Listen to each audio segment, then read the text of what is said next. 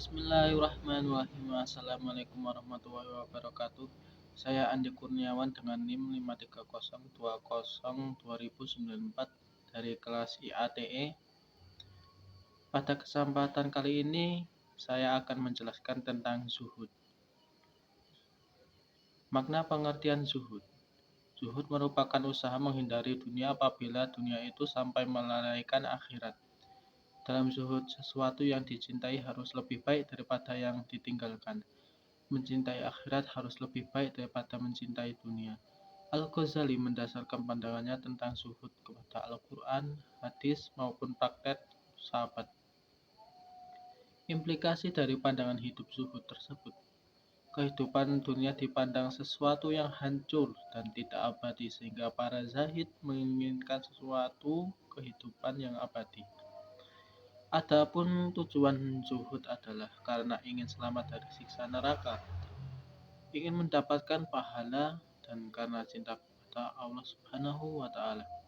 Orang yang zuhud akan menghadapkan dirinya kepada Allah Subhanahu wa Ta'ala secara sempurna, baik perilaku maupun pola pikirnya.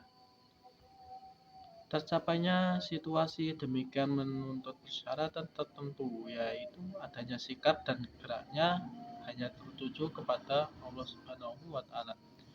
Tanda-tanda seseorang sampai pada makom zuhud, yakni dapat menjaga badan ketika lapar dan haus, tidak bersedih ketika ditimpa kesusahan, tidak larut dalam kegembiraan terhadap apa yang telah dimiliki. Ketika dipuji dan dicela, selalu introspeksi dan mengembalikan kepada dirinya dan pada Allah Subhanahu wa Ta'ala. Dari hadis riwayat Ibnu Majah dan selainnya, Nawawi mengatakan bahwa dikeluarkan dengan sanad hasan. Artinya dari Sa'ad bin Sa'ad As-Sa'idi, ia berkata, ada seseorang yang mendatangi Nabi Shallallahu Alaihi Wasallam lantas berkata, "Wahai Rasulullah, tunjukkanlah padaku suatu amalan yang apabila aku melakukannya, maka Allah akan mencintaiku. Dan begitu pula manusia." Rasulullah Shallallahu Alaihi Wasallam bersabda, "Zuhudlah pada dunia, Allah akan mencintaimu. Zuhudlah pada apa yang ada di sisi manusia, manusia pun akan mencintaimu." Menurut Imam Al-Ghazali, zuhud adalah secara keseluruhan berarti benci kepada yang disukai dan berpaling kepada yang lebih disukai. Orang yang tidak menginginkan sesuatu selain Allah, hingga surga pun diabaikannya. Lalu tingkatan zuhud. Para sufi memiliki konsepsi tentang jalan menuju Allah. Jalan ini merupakan latihan-latihan rohaniyah, yang dilakukan secara bertahap dalam menempuh berbagai fase yang dikenal dengan maqamat. Sebagai jalan spiritual, tarekat ditempuh oleh para sufi atau zahid di sepanjang zaman. Para sufi memiliki konsepsi tentang jalan menuju Allah. Jalan ini merupakan latihan-latihan rohaniyah yang dilakukan secara bertahap dalam menempuh berbagai fase yang dikenal dengan maqamat. Sebagai jalan spiritual, tarekat ditempuh oleh para sufi atau zahid di sepanjang zaman. Bagi orang yang menempuhnya pasti mempunyai pengalaman yang berbeda-beda, sekalipun tujuannya dalam arti majasi, nisbi, ataupun hakiki. Dalam apa yang disebut tasawuf, sepakat untuk memilah-milah tahapan perjalanan spiritual ini dalam keadaan stasiun atau maqamat dan keadaan atau ahwal. Perbedaannya adalah maqamat dicapai melalui usaha yang sadar dan sistematis, sedang ahwal adalah keadaan-keadaan jiwa, mental state yang datang secara spontan sebagai hadiah dari Tuhan, karomah, dan umumnya berlangsung relatif cepat dan tidak berlangsung lama. Tingkatan zuhud yang pertama, wara, orang-orang yang adil, yaitu yang mengharuskan kefasikan dengan mengerjakannya, dan gugurlah adalah sifat adil dengan sebab mengerjakan itu, dan melekatlah nama kedurhakaan dan dibawa ke neraka dengan sebabnya, yaitu wara dari tiap-tiap yang diharamkan oleh fatwa ulama-ulama fikih. Pada tingkat kedua, wara-wara eh, wara orang-orang soleh, ya, yaitu mencegah diri dari apa-apa yang menjuruskan kepadanya kemungkinan diharamkan, tetapi oleh mufti, orang yang memberikan fatwa, melapangkan jalan untuk dikerjakan didasarkan kepada yang zahir. Maka yang demikian itu adalah setengah dari tempat-tempat terjadinya syubhat pada umumnya. Maka kita namakanlah menjaga diri dari yang demikian dengan nama wara orang soleh, adalah pada tingkat yang kedua setelah wara orang-orang yang adil.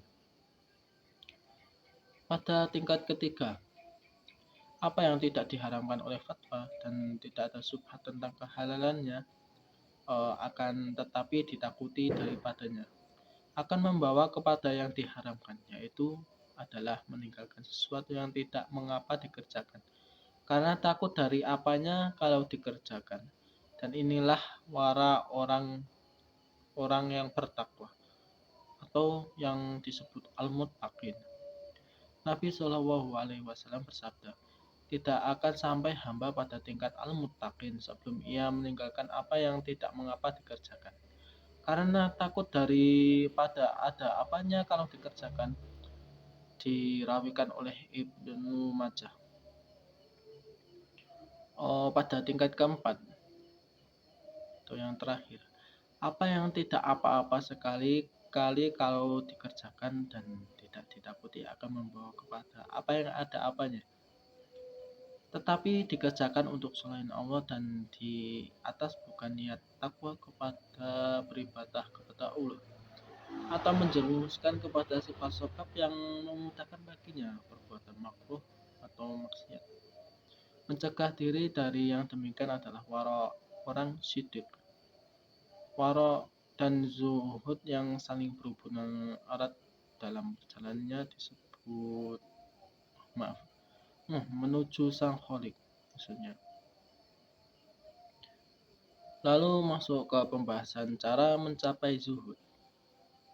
Seseorang yang ingin mencapai zuhud, yakni yang pertama, orang tidak merasa senang dengan apa yang dimilikinya.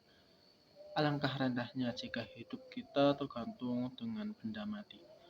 Kedua, kebahagiaan kita tidak serta-merta terletak pada hal materi. Akan tetapi kebahagiaan kita sesungguhnya terletak pada keadaan spiritual kita. Itulah beberapa cara kita untuk hidup berzuhud. Zuhud adalah di mana sikap hati yang luhur, sebab ia adalah kosongnya hati dari ketergantungan selain Allah. Oleh karena itu, mencapai zuhud merupakan hal sangat penting dan membutuhkan usaha yang besar dan sarana yang efektif.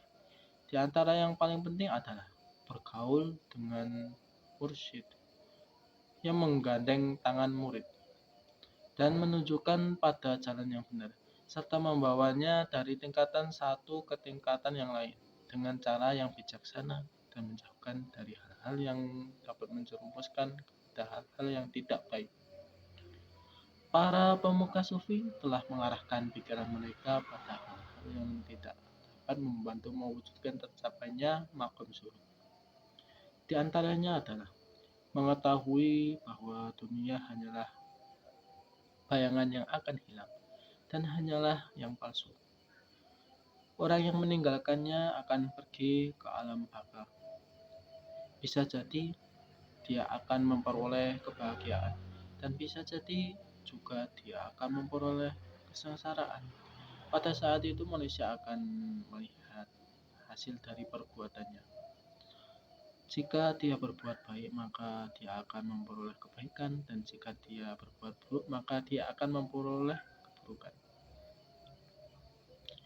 Dari Abdullah ibn Syahir mengatakan bahwa dia menemui Rasulullah Shallallahu Alaihi Wasallam saat beliau membaca ayat suci Al-Quran At-Takasur ayat 1 yang berbunyi Alhaakumut takasur, yang mempunyai arti bermegah-megah telah melalaikan kalian. Surat At-Takasur ayat 1. Beliau Rasulullah Shallallahu Alaihi Wasallam bersabda, anak Adam berkata, hartaku, hartaku. Engkau tidak memiliki sesuatu dari hartamu. Wahai anak Adam, kecuali apa-apa yang engkau makan lalu dia hilang. Apa-apa yang engkau pakai lalu dia using, atau apa-apa yang engkau sedekahkan lalu dia berlalu. Hadis riwayat Muslim. Lalu kita masuk dalam pembahasan buah zuhud, yaitu yang dihasilkan dari berzuhud. Ibadah yang baik untuk para sufi diantaranya adalah dengan hidup berzuhud, yakni dengan hidup sebagaimana adanya yang telah diberikan oleh Allah. Dan di sini dalam beribadah zuhud mempunyai buah-buah yang baik dalam kehidupan kita. Salah satunya memperluas lingkungan dalam kita beribadah kepada Allah. Zuhud membawa kita dalam lingkungan alam syahadah dan memasuki alam spiritual dan dapat membuat hati kita tenang, merasakan kedekatan dengan Allah. Lalu mempunyai buah, bagaimana nikmatnya merasa dekat dengannya, yang menjadikan kita selalu merasa cukup dengan apa adanya.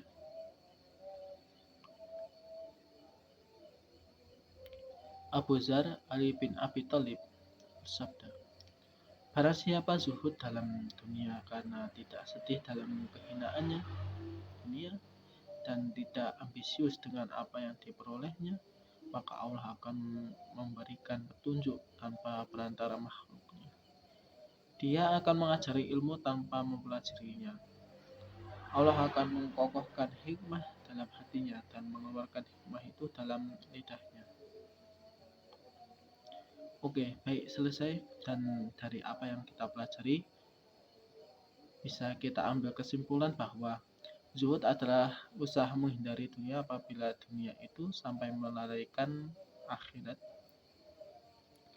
Jadi tujuan zuhud adalah karena ingin selamat dari siksa neraka.